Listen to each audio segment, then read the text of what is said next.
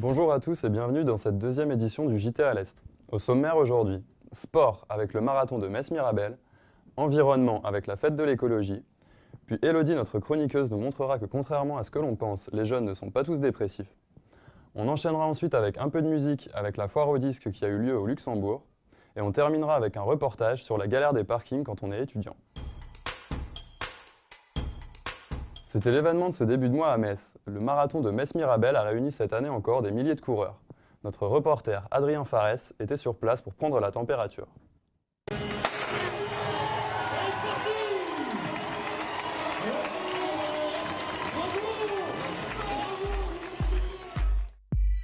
Le marathon Metz-Mirabel, c'est comme l'amour, c'est mieux à deux, ou à quatre. Telle est la composition des équipes de relayeurs pour parcourir la ville et ses alentours sur les classiques 42 km 195. L'occasion d'allier le plaisir du sport à la découverte du patrimoine messin.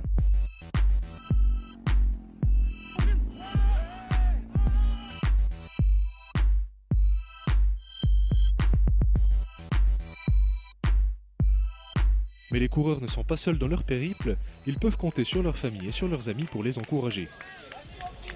On est venu supporter les participants du marathon et du semi-marathon et des relais. Parce qu'il y a mon fils qui participe au marathon. Ça me motive de venir les voir et les encourager. Mais comme je ne suis pas entraîné cette année, je suis venu en vélo. Voilà, j'attends le relais, quelqu'un qui fait les 21 km, donc je vais le suivre sur 10 km en vélo, même si on n'a pas le droit. Je vais le faire quand même. Participer à la fête, c'est l'essentiel, c'est super.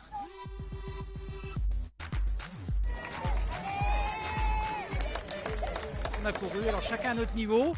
Moi j'ai commencé modestement avec les 10 km, puis je me suis vite changé pour venir accueillir les copains. Le succès est bien présent pour cette édition 2016 avec plus de 7000 participants sur l'ensemble des courses. Après le sport, l'environnement. Le cloître des Recollets à Metz a accueilli la semaine dernière la fête de l'écologie. Estelle Lévesque et Juliette Rediveau sont allées à la rencontre des curieux présents lors de l'événement. Et voilà, c'est prêt.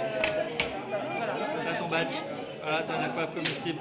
Faut planter des légumes maintenant. Planter des légumes, être végétarien, mieux connaître la flore, l'écologie, c'est faire attention à la planète tout en s'amusant. L'écologie, c'est d'abord quelque chose de joyeux. On nous parle tellement de catastrophes, de choses épouvantables. Vous êtes jeunes, donc qui risquent de nous arriver, qui nous arrivent déjà. Il faut avoir un contre-pouvoir. Et le contre-pouvoir, c'est la joie, c'est l'action, parce que ça, on n'en parle pas assez. Et côté activité, justement, quel était le programme ? Moi, ce que je vous propose, c'est de choisir une petite plaquette et de la positionner de façon à participer à la construction de cette œuvre collective. Voilà, merci, bravo. L'idée des colibris, c'est qu'en fait, chacun fasse sa part pour changer le monde. Bravo, oui. Encore faut-il avoir retenu quelque chose de ces animations.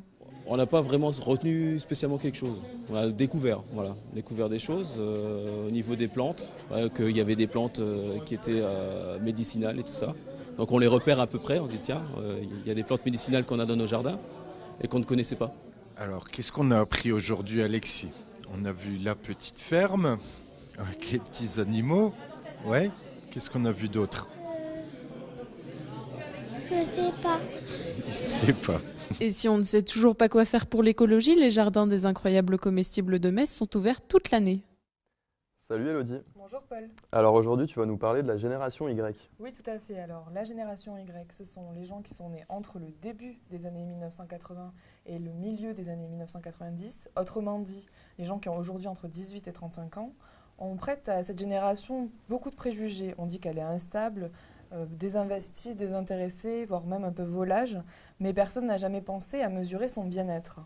L'association Génération Cobaye a publié une enquête nommée Que du bonheur pour répondre à la question « La génération Y est-elle heureuse ?»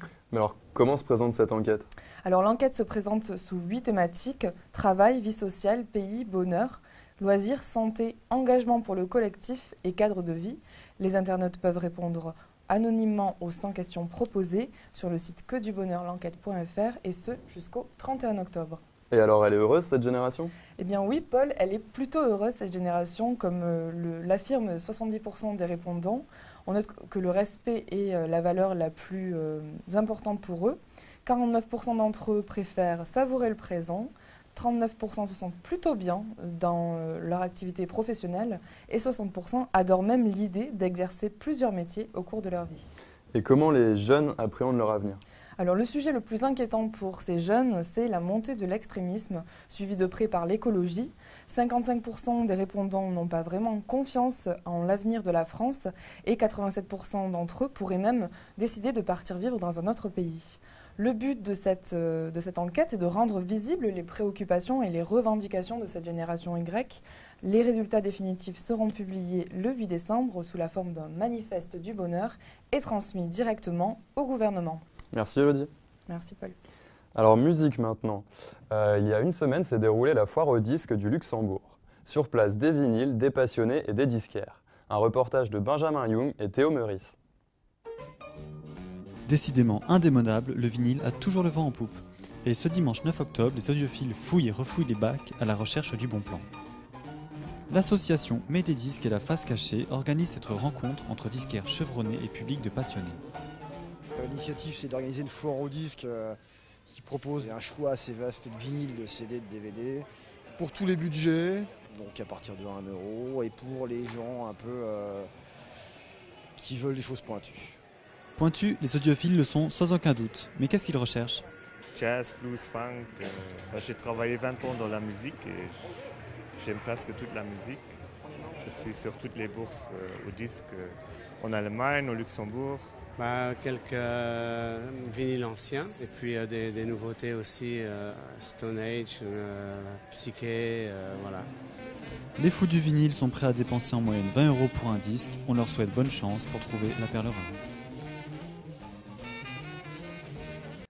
Mobilité enfin. Si vous êtes étudiant à Metz et que vous avez une voiture, vous connaissez sans doute ce problème. Se garer, ça peut être compliqué. Élie Guquière et Mariana Diaz ont suivi Jean dans ce parcours du combattant. Pas simple de stationner sur l'île du Solcy quand on est automobiliste. Jean en sait quelque chose puisqu'il vient tous les matins en voiture. Le temps de me garer, ça peut aller de 5 minutes si je prends une place tout de suite à une demi-heure ou pire si j'en trouve aucune et que je tourne pendant des heures. Si les employés ont généralement un emplacement réservé, les étudiants, eux, doivent se garer où ils peuvent.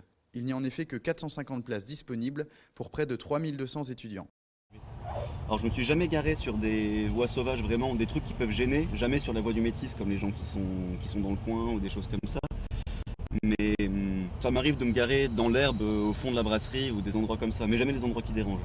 Il faut compter jusqu'à 135 € d'amende si vous êtes garé sur la voie des transports en commun.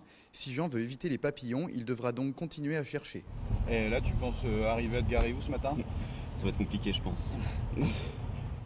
Au bout d'une bonne demi-heure, il finira par trouver chaussures à son pied en s'accommodant un peu avec le règlement. Là, on est sur un parking qui est réservé à l'ENIM et à l'IUT, donc on n'est pas censé être là. Pour encourager les étudiants à abandonner la voiture, l'Université de Lorraine s'est accordée avec la SNCF pour créer un abonnement train plus Métis, tarif 50 € par mois. Bon courage à Jean pour la suite. On arrive au terme de cette émission, donc merci de nous avoir suivis. De notre côté, on vous dit à dans 2 semaines. Salut!